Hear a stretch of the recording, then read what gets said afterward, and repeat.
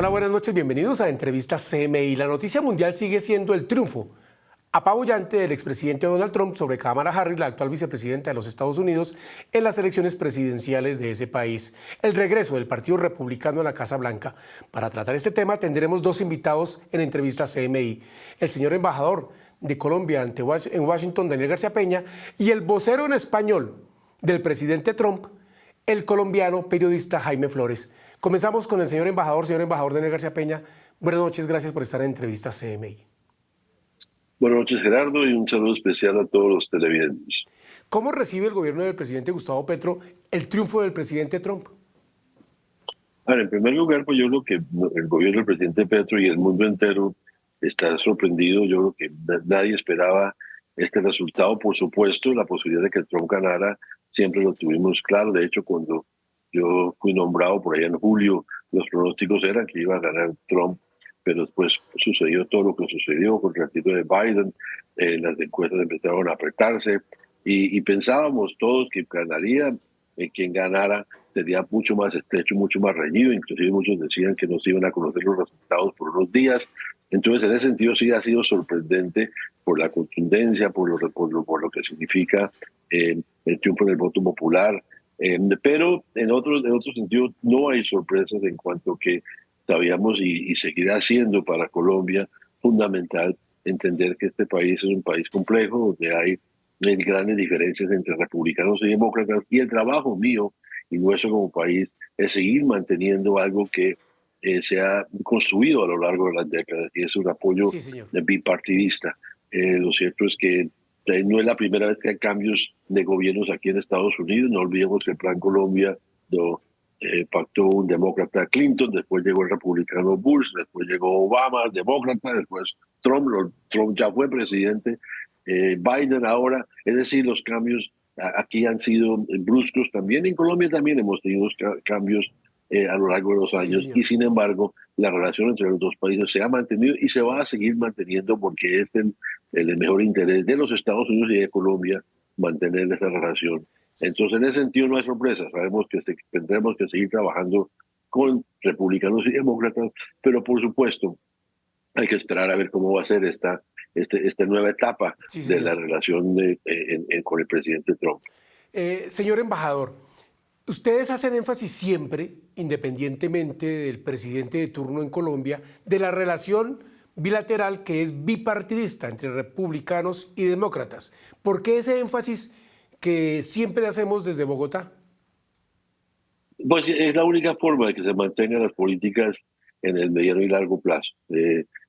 Si un país, en este caso Colombia o cualquier otro, le apuesta solamente a un partido, pues no tendrá ninguna posibilidad de construir lo que se ha construido con Colombia y Estados Unidos. Es que es fascinante ver la diversidad de los temas que tratamos, comerciales, el tema de las drogas, el tema de la migración, el tema del cambio climático, intercambios de universidades. Aquí hay una relación entre los pueblos. Hay cerca de 3 millones de colombianos que viven en este país. 1.2 millones de norteamericanos visitaron a Colombia el año entrante, un récord. Es decir, es una relación entre el año pasado, perdón. Es una relación entre dos pueblos y dos naciones que tiene que continuar, porque Estados Unidos es el principal socio comercial para Colombia y por lo tanto es clave para Colombia, pero también para Estados Unidos. Colombia es un aliado y ha sido un aliado estratégico que para muchos temas seguirá siendo importante para ellos. De esa manera que hay que entender esa complejidad, entender que es una relación entre dos países y no solamente entre dos presidentes o dos gobiernos. Señor embajador, con Donald Trump las relaciones Casa Blanca, Casa de Nariño pueden modificarse a pesar de ese apoyo bipartidista que usted dice siempre ha llevado las relaciones de los dos países, o porque para nadie es un secreto que la posición del presidente Trump en relación con las drogas es mucho más fuerte que la del presidente Biden. Y para nadie es un secreto que el presidente Trump pues, es proteccionista de sus productos, y en el primer gobierno de él le impuso aranceles a productos colombianos y en general a los de América Latina. No, va a haber cambios. Las relaciones son dinámicas y sin duda alguna siempre ha habido cambios. Es decir, la relación ha evolucionado a lo largo de los años, por los cambios que se han hecho en Estados Unidos en el pasado y los cambios en Colombia, pero también los cambios de las circunstancias. Fíjese que en el Plan Colombia el tema era drogas y el conflicto armado interno. Luego, con el gobierno de Santos, el tema de la paz, y ahí hubo una nueva realidad. Hoy estamos ante nuevos fenómenos como el tema de Venezuela, de migración, de cambio climático. Es decir, las circunstancias, el mundo cambia y la política en democracias como en Colombia y en los Estados Unidos pues también cambia y por lo tanto siempre ha sido y seguirá siendo dinámica. Ahora, por supuesto, tiene razón Gerardo en que hay posiciones distintas en este gobierno de Trump de lo que podemos esperar del gobierno de Trump y lo que ha sido el gobierno de Biden. Pero recordemos que Trump ya fue presidente y de hecho cuando Trump ganó la presidencia por ahí en el 2016, pues hubo una cierta preocupación en el gobierno de ese entonces, el presidente Santos, recién firmado el acuerdo de paz y todo lo que significaba. Y fíjense que a pesar de las diferencias y retóricas, Sí, los señor. términos que utilizaba el presidente Trump, se mantuvo el apoyo de los Estados Unidos al acuerdo de paz, sigue siendo el país de mayor contribución a la implementación. Entonces, eso es solo un ejemplo de cómo a pesar de los cambios que se han dado allá y acá, Sí, señor. se han mantenido esos grandes ejes que seguirán en esta nueva etapa. Pues señor embajador Daniel García Peña, para mí es un placer estar entrevistándolo sobre la noticia mundial, la reelección del expresidente Donald Trump como mandatario de los Estados Unidos. Señor embajador, nos hablaba usted de que una cosa es la campaña y otra cosa la acción de gobierno y que ya lo evidenció el primer mandato del presidente Trump, recién firmado el acuerdo de paz en el gobierno de Juan Manuel Santos. Le tocó al presidente Trump 2 años de Santos, 2 años de Iván Duque. ¿Qué puede esperar en el énfasis de la política internacional, de la geopolítica que se mueve desde Washington, Colombia? Prefiero no entrar a Sí, especular lo señor. que pueda hacer y no hacer el presidente Trump. Él ha hecho unos anuncios en su campaña. Vamos a ver qué pasa ya cuando llegue al gobierno. Pero independientemente de ello, yo creo que aquí el parte de tranquilidad que quiero que se dé es que la relación se continuará. Hay algunos que están ya especulando que aquí entonces viene en el mundo entero, no solo en Colombia. Hay que advertir esto, hay sorpresas en el mundo entero y hay preocupación en algunos capitales, etcétera. Sí, Pero señor. yo estoy absolutamente convencido que esto que se ha construido a lo largo de los años se va a continuar y que vamos a buscar también con el nuevo gobierno esos temas donde seguramente van a seguir estando dispuestos a trabajar con Sí. nosotros. Yo creo que hay que buscar o seguir identificando esos temas en los cuales vamos a tener una posibilidad de trabajar juntos y Sinergias. coincidimos sinergias, pero también reconocer que hay diferencias y que seguramente va a haber discusiones como tienen que siempre existir entre los países. Señor embajador, usted fue con una tarea específica y un mandato claro que le hizo el presidente Gustavo Petro, se lo había dado a su antecesor, el hoy canciller Luis Gilberto Murillo, y es trabajar, por ejemplo, por las energías limpias, la transición energética, la consolidación del acuerdo de paz, una nueva visión sobre el narcotráfico y la lucha mundial contra las drogas, en algunos aspectos. Y el tema de la migración que usted acaba de tocar, va a haber, usted dice que no especula sobre lo que puede pasar en el gobierno Trump, pero ¿va a haber algún cambio en el énfasis de su tarea en Washington? Claro, siempre va a cambiar. Aquí nada es estático, siempre las cosas van evolucionando. Y de hecho, en el poco tiempo que llevo, 3 meses y medio, ha habido cambios, hay discusiones y cosas que plantearon al comienzo que después miramos otras. Es decir, esto es la realidad política implica que siempre uno mira nuevas circunstancias. Y sin duda, y eso pues, obviamente sabemos que el estilo los planteamientos de Trump son distintos a lo que tenía o tiene el gobierno actual. Entonces sí, por supuesto va a haber ajustes, va a haber énfasis nuevos, pero la disposición mía, nuestra, del gobierno del presidente Petro es seguir entendiendo la importancia que para los dos pueblos, el pueblo norteamericano y colombiano, tiene esta relación. Le pregunto, ¿Colombia sí es un socio tan estratégico para Estados Unidos en América Latina como se repite y se cacarea frecuentemente en nuestro país? Sin duda, eso sí, no cabe ninguna duda. En muchos temas, claro, en unos más que otros. Nosotros no tampoco nos pretendemos, por ejemplo, el tema de la Amazonía. Sabemos que tenemos que trabajar muy de la mano de Brasil por el rol que juega Brasil. El tema migratorio, el país digamos, de primera línea es México. Sabemos muy bien que, y en eso hay que complementarnos, no hay que desconocer, y al contrario, hay que buscar un trabajo conjunto con todos estos otros países, pero Colombia sí tiene una relación especial. La verdad se ha dicho, lo digo con mucho Sí, orgullo señor. como colombiano, somos los únicos. En ese sentido, Estados Unidos ve a Colombia como un aliado distinto. No podemos hacer el ranking aquí y decir que somos más importantes que nosotros, etcétera, pero Colombia sí tiene un lugar especial y en temas específicos de mucho interés para los Estados Unidos, como el tema de seguridad, como ese tema migratorio, por Sí, ejemplo, señor. lo que estamos haciendo en el Darién junto con Estados Panamá. Unidos y Panamá, etcétera. Entonces son temas que efectivamente se reconoce en Washington el papel que ha jugado Colombia y el liderazgo que el gobierno del Sí, presidente señor. Petro sigue ejerciendo en la región. ¿Qué va a hacer para que no recorten con mayoría republicana en ambas cámaras los recursos que entrega Estados Unidos de ayuda a nuestro país? Seguir trabajando con los dos lados del Congreso, efectivamente, así lo hemos hecho. De hecho, en este momento podemos decir que lo que se aprobó en el Senado, que fue un acuerdo bipartidista, donde los republicanos jugaron un papel muy importante, se mantienen los recursos, los niveles de recursos que hemos tenido en el pasado. Eh, Hay un debate, por supuesto, y que no tiene que ver con Colombia, sino con todos los recursos hacia el exterior. Hay mucho más discusión sobre Ucrania, lo que va a pasar en Gaza, ahí donde uno puede ver que seguramente va a haber grandes cambios.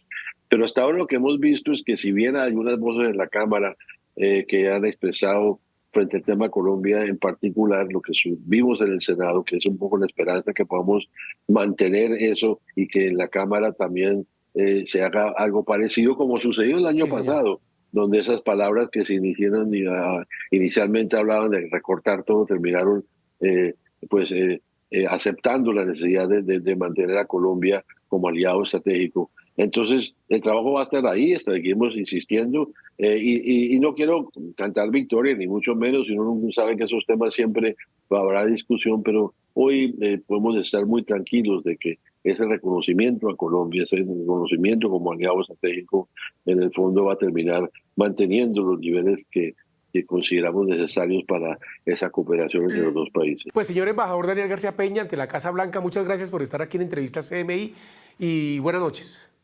Y buenas noches y muchas gracias a ti, Gerardo, y a todos. Un saludo especial.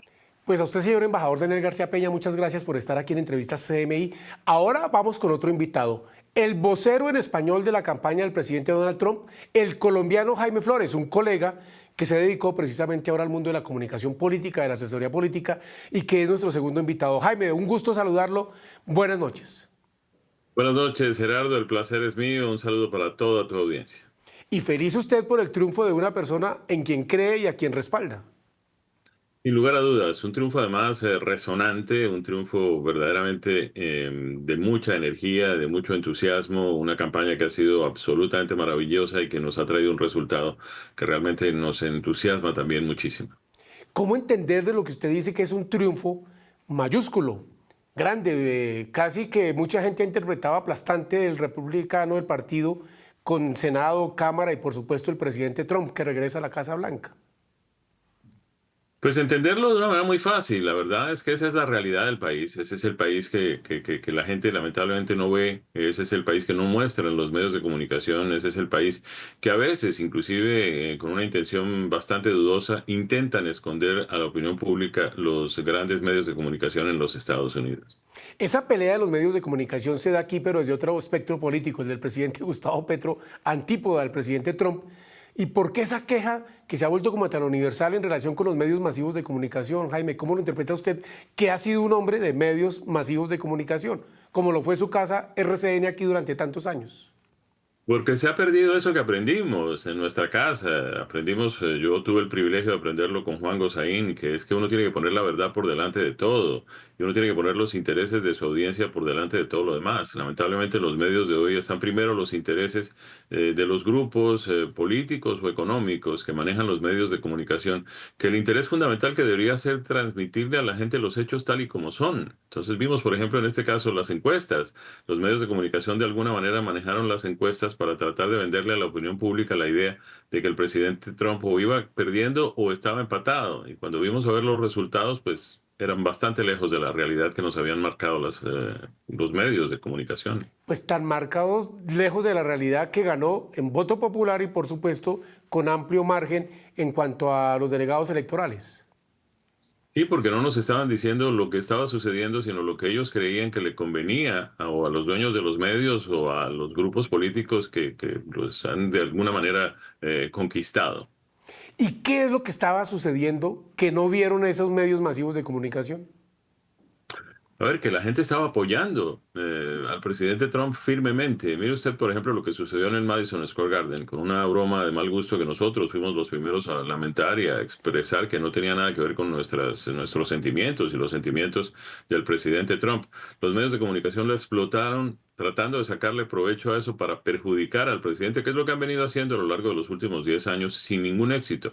Lo que nosotros vimos fue completamente lo opuesto. 2 días después de Madison Square Garden estábamos en Allentown, en Sí, señor. Pensilvania, con una comunidad puertorriqueña de gran envergadura, y lo que nos decían es, sí, la broma de mal gusto y todo, pero nada que ver con que vayamos a votar en contra del presidente Trump por algo que no tiene nada que ver con él.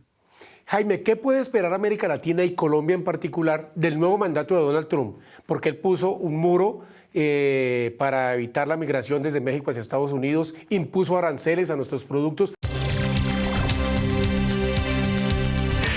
Regresamos con Jaime Flores, periodista colombiano, vocero en español del presidente Donald Trump. Jaime le preguntaba que qué puede esperar América Latina y Colombia en particular de este segundo mandato que comienza en 2025 del presidente Trump. A ver, más o menos lo mismo que vimos del presidente Trump en su primer mandato, una fuerza decidida en contra de los autócratas en América Latina, de los regímenes que violan derechos humanos y libertades democráticas de sus pueblos. Vimos a un presidente Trump que reconoció como presidente de Venezuela a Juan Guaidó, que en ese momento pues había sido puesto en ese cargo por la misma Asamblea Legislativa de su país.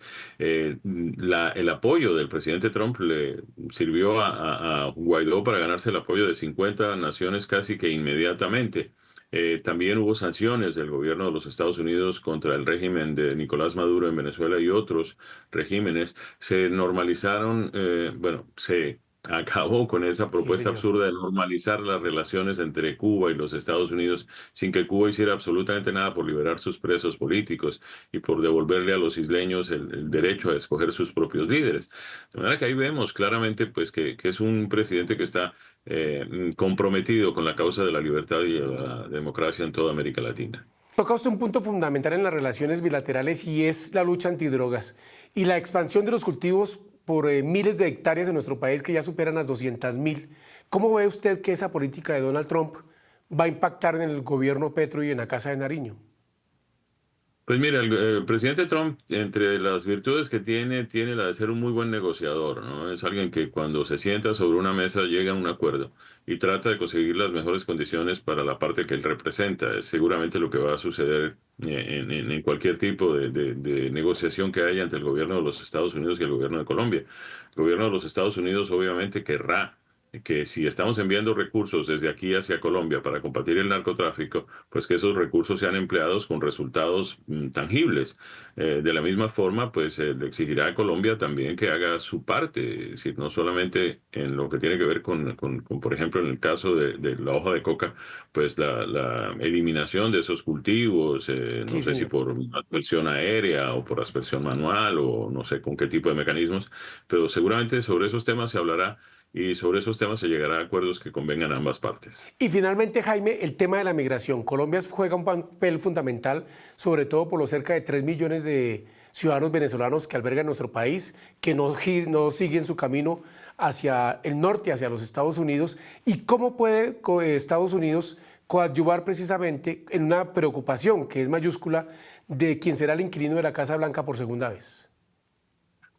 A ver, desde el punto de vista de los Estados Unidos, el tema de la migración se divide en dos partes fundamentales. El primero es el que tiene que ver con las leyes migratorias de los Estados Unidos que tienen que cumplirse. Puede que no sean perfectas y tal vez tengan que reformarse en el curso de los próximos meses, quién sabe, un par de años.